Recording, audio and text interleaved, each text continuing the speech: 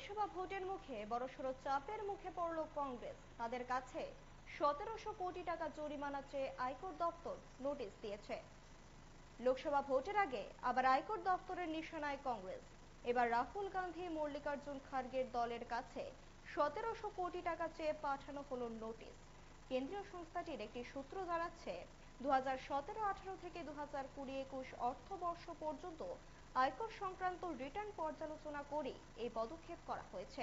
বকেয়া কর, তার সুদ এবং জরিমানার অঙ্ক মিলে ১৭০০ কোটি টাকা চাওয়া হয়েছে বলে এই সূত্রের দাবি। আয়কর আইনের ১৩ নম্বর ধারার লঙ্ঘনের প্রমাণ মেলার পরে পদক্ষেপ করা হয়েছে। গত ১৩ই মার্চ আয়কর আপিল ট্রাইব্যুনাল নির্দেশের বিরুদ্ধে কংগ্রেসের আবেদন দিল্লি হাইকোর্ট খারিজ করার পরই ধারাবাহিকভাবে পদক্ষেপ শুরু করেছে আয়কর দপ্তর। বৃহস্পতিবারও ২০১৭-১৮ অর্থবর্ষের কর পুনর্মূল্যায়নের বিরুদ্ধে কংগ্রেসের একটি নতুন আবেদন দিল্লি হাইকোর্ট খারিজ করে দিয়েছিল। তারপরে পাঠানো হলো নতুন নোটিশ।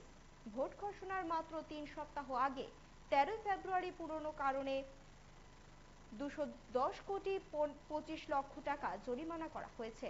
তারপরে ১৩৫ কোটি টাকা জোর করে বাজেয়াপ্ত করা হয়েছে।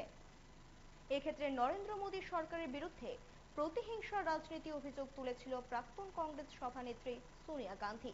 তারপরে আয়করের নোটিশ গেল ১৭০০ কোটির দাবিতে।